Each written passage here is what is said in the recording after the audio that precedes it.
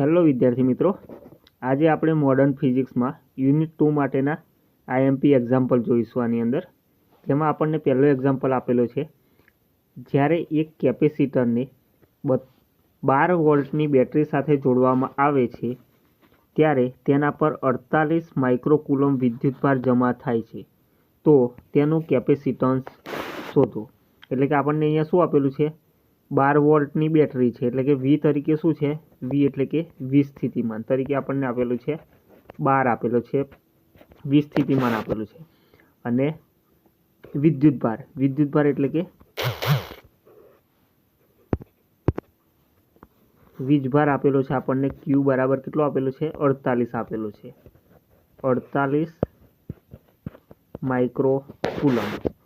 તો હવે શું કીધું છે આપણને? કેપેસિટન્સ શોધવા માટે કીધું છે. તેના માટે સૂત્ર શું આવશે કેપેસિટન્સ માટે? કેપેસિટન્સ સી બરાબર ક્યુ ભાગ્યા વી. આ એનું સૂત્ર છે કેપેસિટન્સ શોધવા માટેનું. તો ક્યુ બરાબર કેટલા આવશે? 48 આવશે. અને વી સ્થિતિમાન બરાબર કેટલા મુકાશે? તો કે 12 મુકાશે. તો આનો જવાબ કેટલો આવશે? 4 જવાબ આવશે. એટલે 4 માઇક્રો ફેરાડે થશે. કેપેસિટન્સનું એકમ શું છે? ફેરાડે છે. એટલે કેટલો આવશે? 12 માઇક્રો. એટલે કે જવાબ કેટલો આવશે આપણને? 4 માઇક્રો ફેરાડે જવાબ આવશે.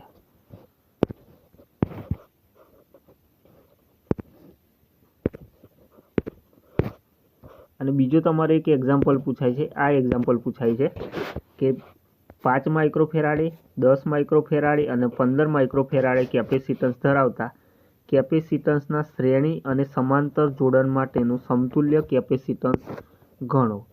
આ એક્ઝામ્પલ એક પૂછાય છે તમારે એક્ઝામની અંદર. તો આની અંદર શું કીધું છે? C1 કેપેસિટન્સ તરીકે શું આપેલું છે? તો આપણને C1 તરીકે લખી દેશું. પહેલા C1 બરાબર થશે 5 માઇક્રો ફેરાડે. અને C2 બરાબર શું લખાશે? તો કે 10 માઇક્રો ફેરાડે. અને C3 બરાબર શું લખાશે? 15 માઇક્રો ફેરાડે.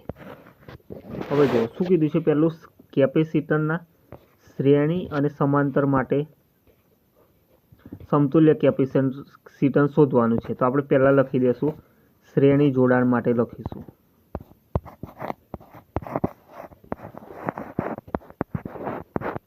અને આપણને ખબર છે શ્રેણી જોડાણ માટે કયું સૂત્ર આવે છે?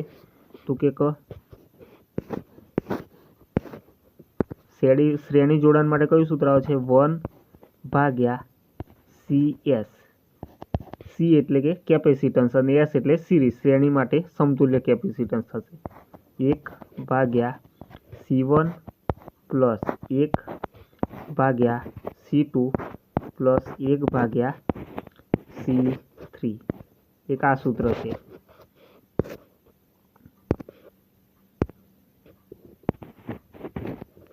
આ કોના માટે છે? તો કે શ્રેણી જોડાણ માટે સૂત્ર છે 1/CS બરાબર 1/C1 plus 1/C2 plus 1/C3.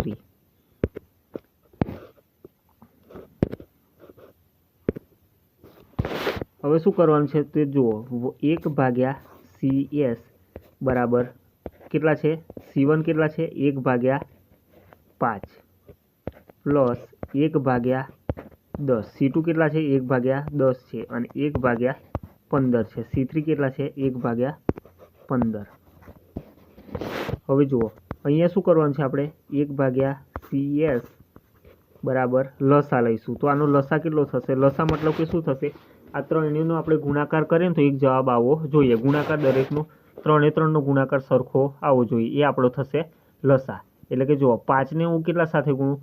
5ને 2 સાથે ગુણીશ તો કેટલા થશે? 10 થશે. 5ને 2 સાથે ગુણીશ તો કેટલા થશે? 10 થશે. પણ 10ને હું 2 સાથે ગુણીશ તો કેટલો જવાબ મળે મને? 20 મળે. એટલે કે બંને સરખા આવતા નથી. આ 3 એ 3નો જવાબ ગુણાકાર કેટલો આવવો જોઈએ? સરખો આવવો જોઈએ, એક સરખો આવવો જોઈએ. એ આપણો થશે લસા.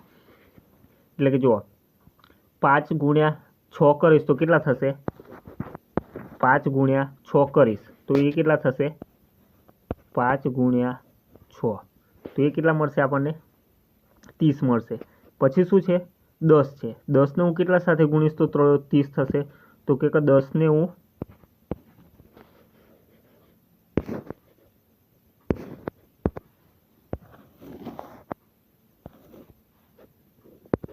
અહીં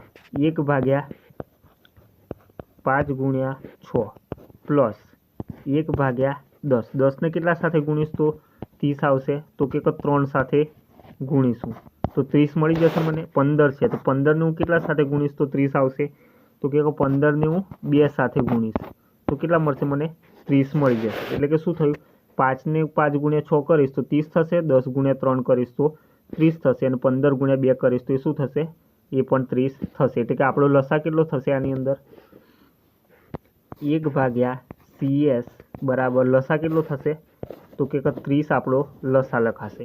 હવે જુઓ અહીંયા આપણે નીચે જે સંખ્યા સાથે ગુણ્યો છે ને 5 ને કેટલા સાથે 6 સાથે ગુણ્યો, તો 6 ને પણ ઉપર અંશ સાથે ગુણી દેવાનું, એટલે કે 1 ગુણ્યા કેટલા થશે 1 ગુણ્યા 6 લખાશે। અહીંયા 10 ને 3 સાથે ગુણ્યો છે તો અંશમાં જે સંખ્યા છે એની સાથે પણ ગુણી દેવાનું રહેશે, એટલે ગુણાકાર કરી દેવાનો। અને 15 ગુણ્યા 2 છે તો 2 ને આપણે અંશ સાથે ગુણી દેશું, એટલે કે 1 ગુણ્યા 2 લખાશે। હવે જો શું આવશે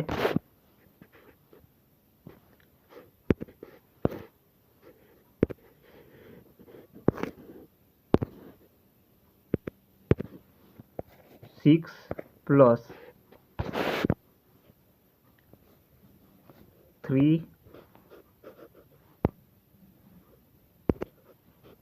+ 2 આવશે બરાબર, 2 મળશે આપણને। એટલે કેટલા લખાશે અહીંયા 6 ને 3 9 અને 11/30 કેટલા મળ્યા આપણને 11/30 1/CS બરાબર કેટલા મળ્યા 11/30 છે, તો શું લખાશે 1/CS બરાબર 2.11/30 કરીશું તો આપણને કેટલો જવાબ મળશે 2.72 માઇક્રોફેરાડે બરાબર। એકમ લખવાનું ભૂલવાનું નહીં।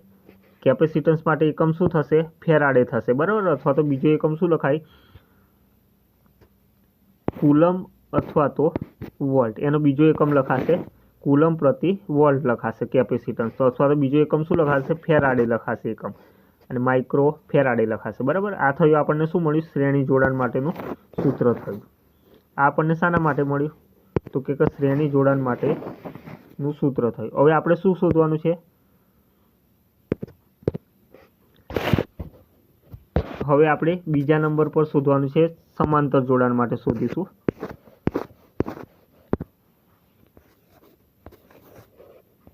બીજું છે સમાંતર જોડાણ માટે, તો સમાંતર માટે શું સૂત્ર આવે સમાંતર જોડાણ માટે સિમ્પલ જ છે બરાબર। સમાંતર જોડાણ